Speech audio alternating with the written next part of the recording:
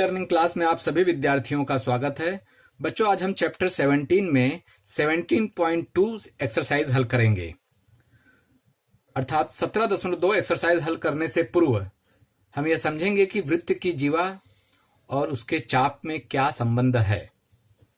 आपके स्क्रीन पर यह आकृति दिखाई दे रही है, यह वृत्त की आकृति है। इसमें जीवा है, चाप है, त्रिज्या है, आपको दिखाई दे रहा है। और इसमें त्रिज्या के द्वारा और जीवा की सहायता से त्रिभुज बनाए गए हैं। तो इस आकृति को ध्यान से देखते हुए हम यह समझेंगे कि यहां पर जो रेख AB दी गई है, इसी को हम जीवा कहते हैं।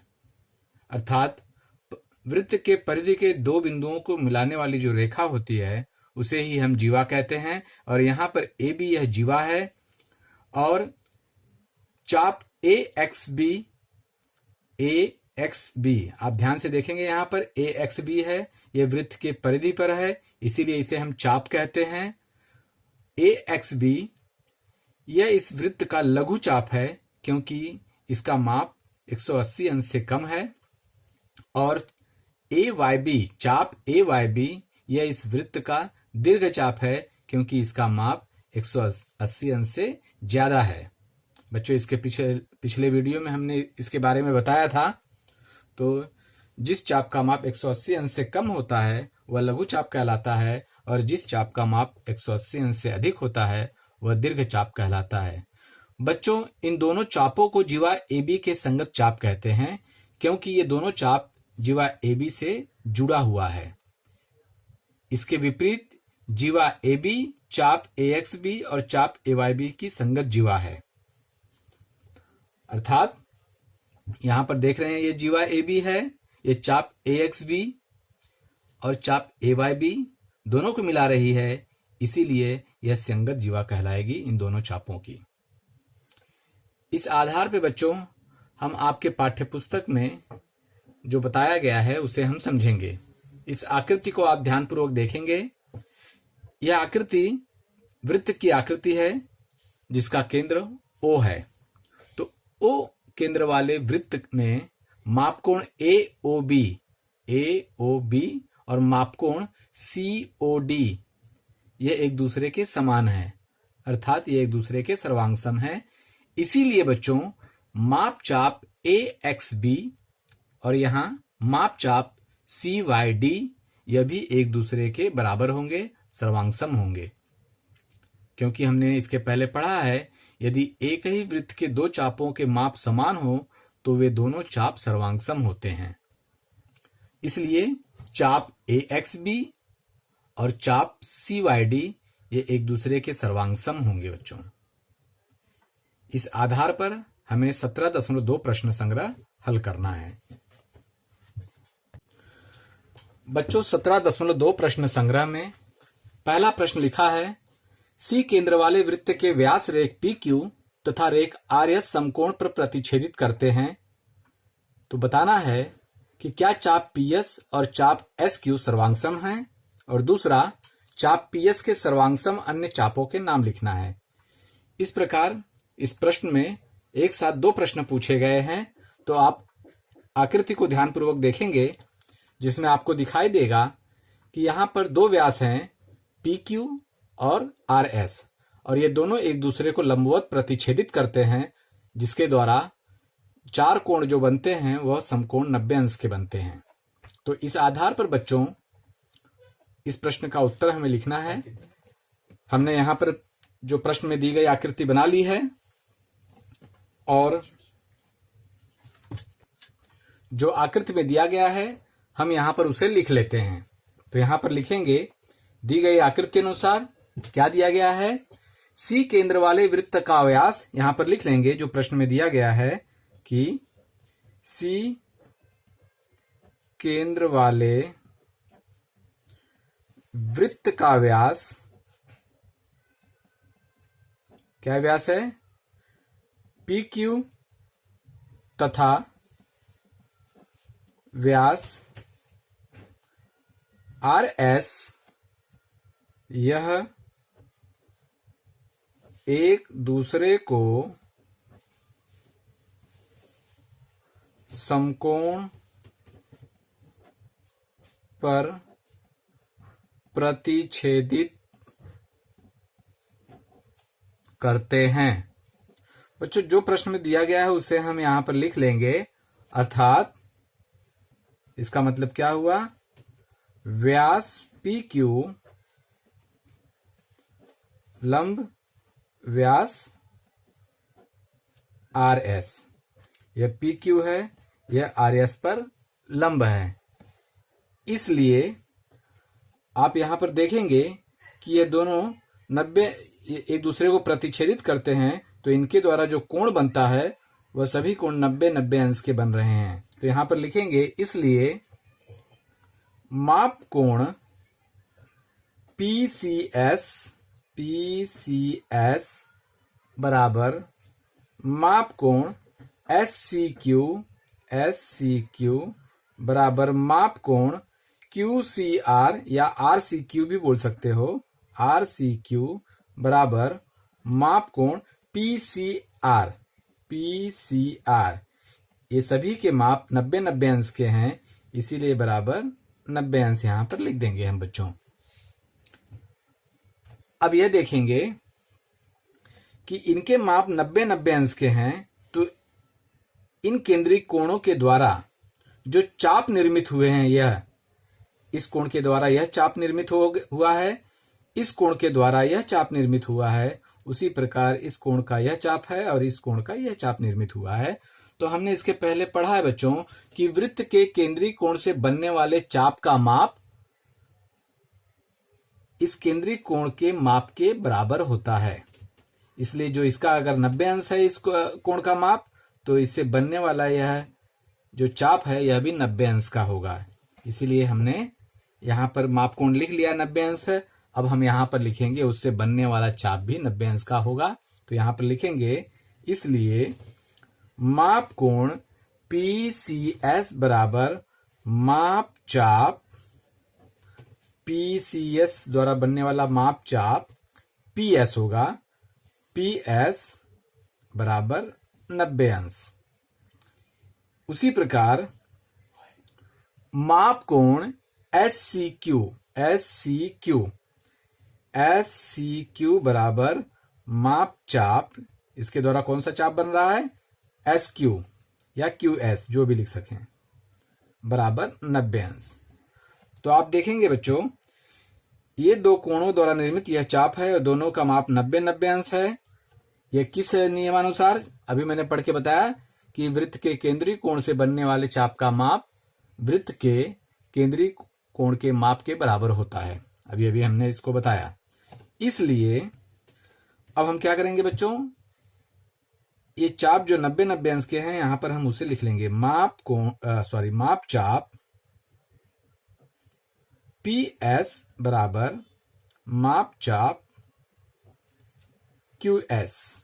ये एक दूसरे के बराबर है, इसलिए चाप PS यह सर्वांगसम चाप QS होगा। इसे हम नंबर 1 दे देते हैं। अब यहां प्रश्न में दूसरा भी जो पूछा गया है इसी समान, हम दूसरे को भी निकाल लेंगे। तो अभी लिखेंगे, अब हमने क्या निकाला बच्चों, माप कोण PCS बराबर माप चाप PS 90 डिग्री रखा था और माप कोण SCQ बराबर माप चाप QS 90 डिग्री रखा था। तो यह एक भाग था। अब हम दूसरे भाग का देखेंगे, तो यहां पर लिखेंगे, उसी प्रकार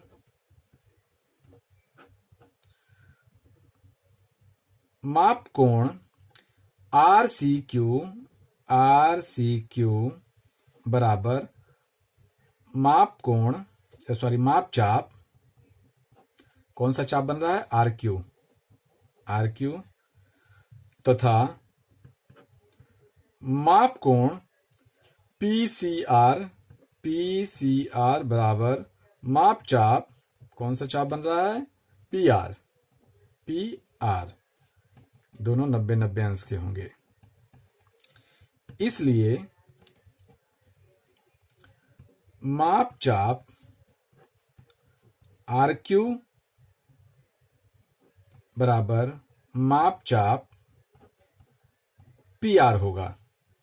अतः चाप आर क्यू सर्वांग सम चाप पी आर होगा। इसको सेकंड नंबर देंगे। जैसे इसे निकाला था उसी तरह हम इसे भी निकाल लेंगे। इसलिए जो हमें दिया गया था कि इस जो दूसरा प्रश्न था, इसमें दूसरा क्या था कि चाप पी एस के सर्वांग सम अन्य चापों के नाम लिखो। तो बच्चों देखिए, यह पी एस के सर्वांग सम अर्थात इस चाप के सर्वांग सम चाप क्यू एस हुआ है और चाप आर क्यू हुआ है और चाप पी आर हुआ है। देखिए ये एक दूसरे के सर्वांग सम हुए हैं। तो अब हम यहां लिखेंगे, इसलिए चाप पी एस के सर्वांग सम चाप क्यू एस चाप आर क्यू तथा चाप पी आर होंगे। यह बच्चों इसका उत्तर है। बच्चों अब हम 17.2 का दूसरा प्रश्न देखेंगे। प्रश्न इस प्रकार है, आकृति में ओ केंद्र वाले वृत्त का रेख mn व्यास है। कुछ केंद्रीय कोणों के माप दिए गए हैं। इस आधार पर नंबर 1 कोण AOB और कोण COD के माप ज्ञात करना है। और दूसरा प्रश्न इसी में पूछा गया है, सिद्ध करो कि चाप AB सर्वांग सम चाप CD है। और तीसरा प्रश्न है इसी में, सिद्ध करो कि जीवा AB सर्वांग सम जीवा CD है। बच्चों आपके पाठ्य पुस्तक में यह चित्र बनाया गया है और उस चित्र में जो दर्शाया गया है, इस आधार पर हमें इस प्रश्न के उत्तर यहां हल करना है। तो कैसे हल करेंगे उसे आप लोग ध्यानपूर्वक देखेंगे यहां पर। तो मैंने यह चित्र बना लिया है यहां पर, और जैसे जैसे आपके पाठ्य पुस्तक के प्रश्न में जो माप दिया गया है, जिस कोण का माप जैसे है वैसे यहां पर उतार लिया है और इस आधार पर अब हम हल करेंगे। तो पहले जो प्रश्न में दिया गया है उसे यहां पर लिख लेंगे। तो यहां पर लिखेंगे, दी गई आकृति में क्या दिया गया है, रेख MN, ये MN है, यह वृत्त का क्या है बच्चों, यह व्यास है। वृत्त का व्यास है। MN वृत्त का व्यास है क्योंकि यह वृत्त के केंद्र से जाने वाली सबसे बड़ी जीवा है।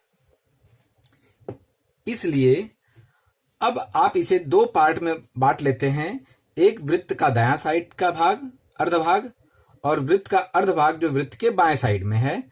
और इस आधार पर हम जो पहला प्रश्न पूछा गया है, जिसमें हमें यह बताना है कि AOB और COD इसके माप क्या होंगे।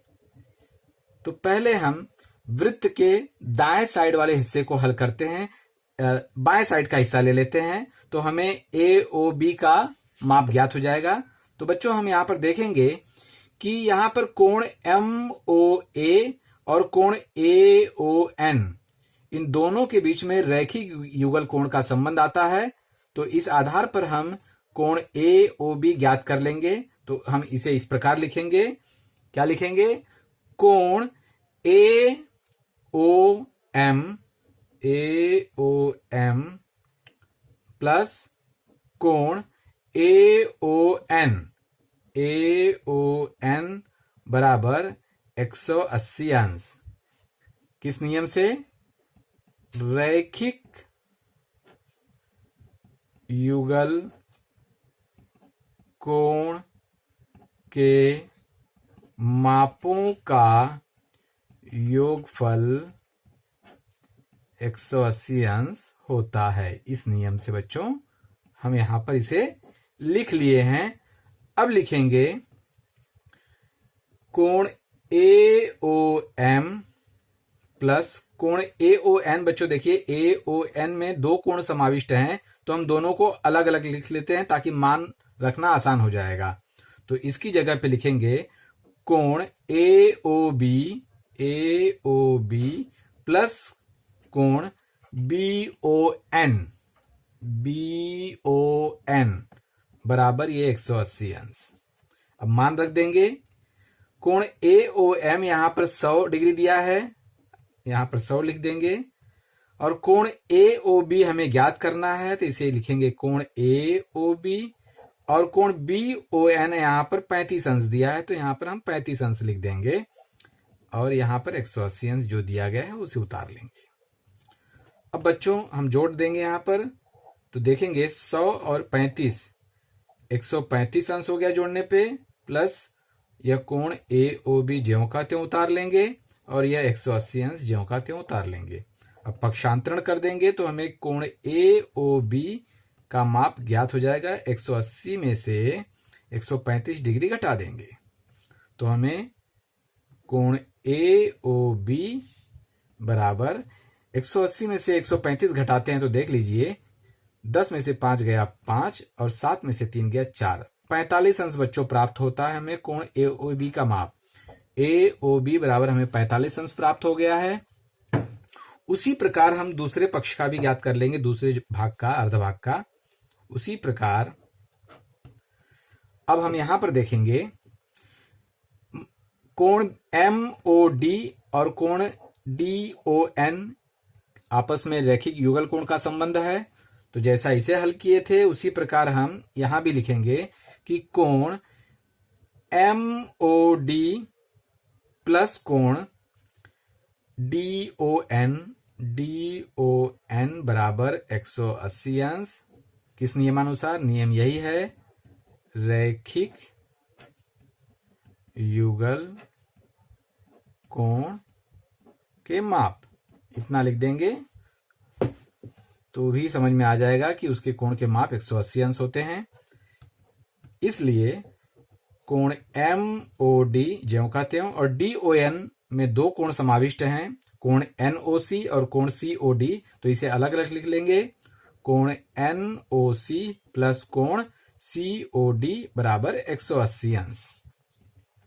अब यहां पर लिखेंगे इस कोण का माप कितना दिया गया है। यहां पर देखेंगे 100 डिग्री दिया गया है MOD का माप, तो यहां पर 100 डिग्री लिखेंगे, प्लस NOC का माप यहां पर दिया गया 35 अंश, तो यहां पर हम 35 अंश लिखेंगे। और हमें कोण COD का माप ज्ञात करना है, COD का माप ज्ञात करना है, इसीलिए उसे ज्यों का त्यों लिख लेंगे और 180 अंश उतार लेंगे। अब जोड़ देंगे 100 और 35, 135 अंश प्लस कोण COD बराबर 180 अंश। पक्षांतरण करेंगे तो कोण COD का माप ज्ञात हो जाएगा। 180 में से 135 हम घटा देंगे तो हमें कोण COD बराबर 45 अंश बच्चों प्राप्त होता है। घटा के देख लेंगे, 10 में से 5 गया 5 और 7 में से 3 गया 4 और यहां 0 बचा। तो बच्चों आप यहां पर ध्यान देंगे कि यहां पर कोण AOB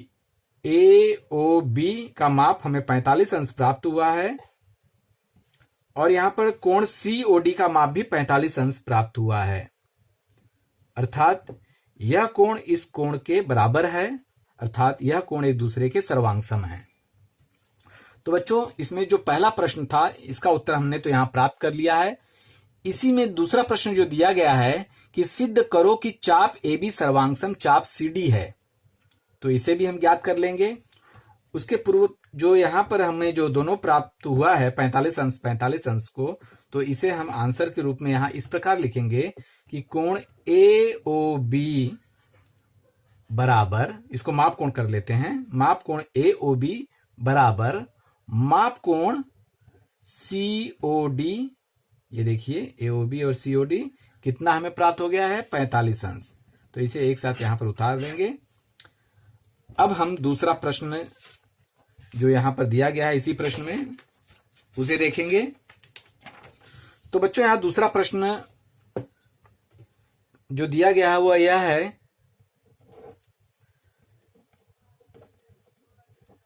सिद्ध करना है कि, क्या सिद्ध करना है? चाप AB सर्वांगसम चाप CD। तो बच्चों हमने अभी अभी जो निकाला है उसे हम यहां पर लिख लेंगे कि माप कोण AOB बराबर माप कोण COD बराबर 45 अंश। यह हम यहां पर उतार लेंगे। तो इस आधार पर बच्चों हमने पढ़ा था अभी कि माप कोण AOB से जो निर्मित चाप है, आप यहां पर देख लेंगे AOB द्वारा निर्मित चाप AB है, तो माप चाप AB बराबर, अब माप कोण COD से निर्मित चाप का माप है माप चाप CD, यह भी 45 अंश का होगा। तो यहां पर लिखेंगे 45 अंश। इसलिए चाप AB यह एक दूसरे के सर्वांगसम होगा चाप CD के। तो बच्चों यहां पर देखेंगे तो माप कोण AOB और माप कोण COD का माप 45 अंश दोनों का समान है, इसीलिए माप चाप AB और माप चाप CD के भी माप 45 अंश होंगे, अर्थात चाप AB चाप CD के सर्वांगसम है। जो पहला सिद्ध करना था इसे हमने सिद्ध कर दिया। अब इसी दूसरे का हम तीसरा जो सिद्ध करना है उसे देखेंगे। यहां पर सिद्ध करना है कि जीवा AB सर्वांगसम जीवा CD है। तो क्या सिद्ध करना है, यहां लिख लेंगे, सिद्ध करना है कि जीवा AB सर्वांगसम जीवा CD है। यह जीवा AB है और यह जीवा CD है, यह एक दूसरे के सर्वांगसम है। यह हमें सिद्ध करना है, अर्थात दोनों के माप समान है तो सर्वांगसम होंगे। तो कैसे सिद्ध करना है वह भी यहां पर देखेंगे। तो बच्चों हमने अभी अभी देखा कि चाप AB यहां पर सर्वांगसम चाप CD है, इसलिए जीवा AB सर्वांगसम जीवा CD होगा। इसमें प्रमुख रूप से इसका कारण लिख देंगे, उतना पर्याप्त है। तो इसका कारण हम यह लिखेंगे कि सर्वांगसम चापों की संगत जीवाएं सर्वांगसम होती है। यहां लिख देंगे सर्वांगसम चापों की संगत जीवाएं सर्वांगसम होती हैं। तो बच्चों आप यहां देख रहे हैं कि ये चाप एक दूसरे के सर्वांगसम है, तो इसकी जीवा भी एक दूसरे के सर्वांगसम है। उसका कारण यह है कि सर्वांगसम चापों की संगत जीवाएं सर्वांगसम होती हैं। इस आधार पर यह जीवा एक दूसरे के सर्वांगसम होंगी। यहां पर देखेंगे कि यह जीवा AB है और यह जीवा CD है। इन दोनों के माप भी इस केंद्रीय कोण के माप के समान हैं, इसीलिए यह चाप एक दूसरे के सर्वांगसम होंगे, अर्थात इसका माप भी 45 अंश का होगा और इस चाप का माप भी 45 अंश का होगा। आज के लिए इतना ही। धन्यवाद।